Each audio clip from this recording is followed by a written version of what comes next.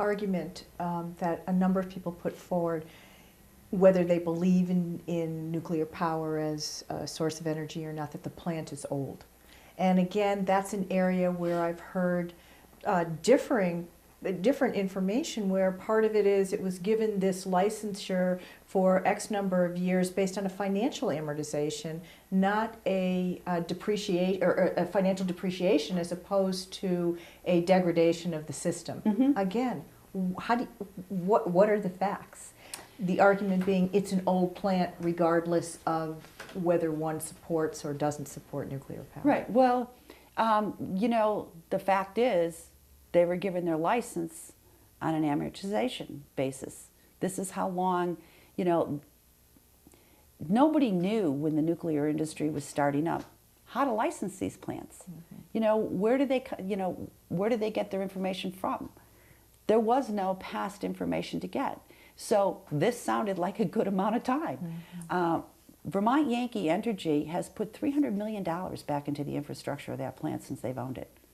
$300 million. It's a lot of money. And how many times have you been out, Robin, and watched an antique car go down the road and just say, wow, look at the condition that car's in? Every morning when I get in my own car, it feels like an antique there are car. cars out that, you know, are 40, 50 years old, and they run well. Why? Because of the upkeep.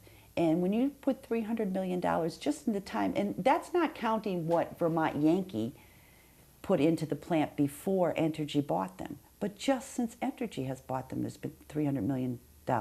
Now, cement is cement. I mean, the building is cement.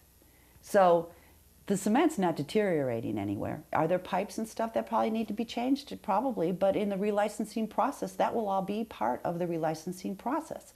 And another flag that comes up all the time is the decommissioning fund. Mm-hmm.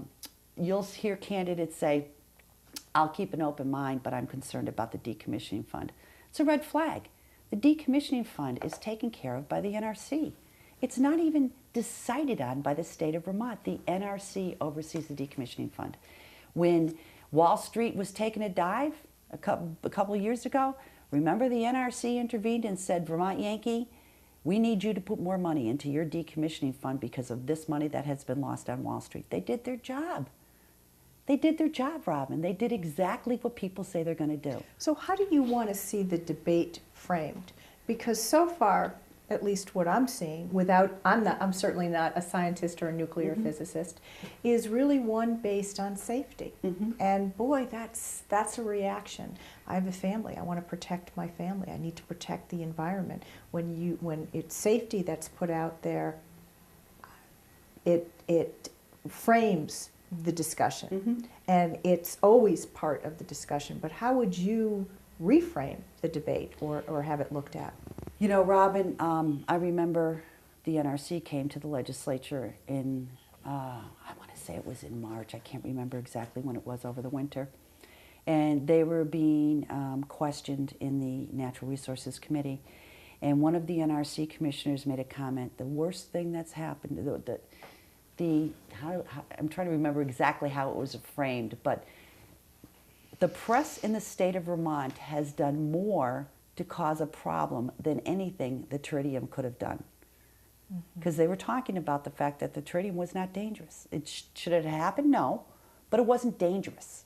And it's impossible for nuclear spew to come out of the plant without the plant shutting down. I mean, it just, the way the press forms the comments that are in the newspaper, the way certain legislators or senators bring things out to the people makes a difference in where we are today. If you had been reading articles all winter long about how safe Vermont Yankee is, you wouldn't be sitting here right now saying, I want to know it's safe. I live a mile downwind from the plant. I know it's safe. I don't go to bed at night and worry about Vermont Yankee. But again, I have the luxury of talking to the experts. I also have spent a great deal of time going online, reading articles that weren't tainted. You know, I think, number one, we should say nobody can testify in Montpelier unless it's somebody with a background in nuclear, that understands nuclear, that has put out papers that have been seen by their peers. I mean, we should have the best experts we can in Montpelier. Instead, we have people who have an axe to grind. And that's never going to get the truth out, ever. So where do you see this going after this election? I think if Vermonters and Vermont legislators care about the state of Vermont and the future of Vermont, this decision needs to be made by the Public Service Board, not by the legislature. You need to take the politics completely out of the situation. We asked for, and you know, you haven't heard a whole lot about this because it was buried, but the Vermont legislature asked for a study to be done by our own economist. We have an economist for the legislature and an economist for the administration that oversees the future revenue forecast and makes a decision together as to how we build our budgets. These are two separate economists. But they work together. Right. And we hired them to work together and do an analysis on what is going to happen to the state of Vermont when Vermont Yankee closes. Their analysis is it's going to take till 2032 before Vermont recovers from the economic downfall of Vermont Yankee. 2032. And that's only if the IBMs and the GEs of the state don't move out because their electric rates are going to increase by 30%. And which Bob Young from CVPS has already said, if Vermont Yankee closes, electric rates in the state of Vermont are going to increase by 30%. That's 30% more in your school board, 30% more in your municipal taxes, 30% more in your homes, and 30% more in your businesses. Now, right now, Vermont has the lowest electric rates in the region. But we have the second highest tax. We have a lot of bad things to go with the couple good things. And I know people say, well, Vermont's pristine and people pay to live in Vermont. New Hampshire's got pristine areas. Maine has pristine areas. Massachusetts has pristine areas. New York State has pristine areas. Businesses have to go where businesses can make a business. They're not going to stay here if there's no bottom line. And you can't fault a business for wanting to make a profit. That is what capitalism is all about. We have to make a profit or there's no sense of having a business. So if Vermont Yankee's safe, the best economical thing we can do for the future of the state of Vermont is to relicense Vermont Yankee. It seems like it's a foregone conclusion that it's not going to be relicensed. Is that accurate, based on a vote or based on initial voting? Is that accurate? Well, there's nothing, number one, that one legislature can do to tie the hands of another legislature, and that is in law. We can never pass a law that restricts the next biennium.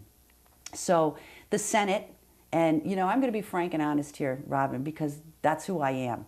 Sometimes people don't like it, but you know, a lot of people respect the fact that you might not like what I say, but I've done my homework and I'm as honest as can be. February comes along, you get a whole bunch of people running for governor. You see certain people slide in the polls. All of a sudden, there's all this conversation. We asked for a study to be done on the economics of Vermont Yankee. We asked for a study to be done on the safety of Vermont Yankee. None of this stuff had come out yet. We were still waiting for all of this stuff. And what happens? All of a sudden, the Senate takes a vote. You know, you talk about taking a vote out by the seat of your pants. You don't have any of the information that you've asked for. None of that testimony has been taken. You don't have any of the facts when you're taking a vote. That was done for pure politics. So two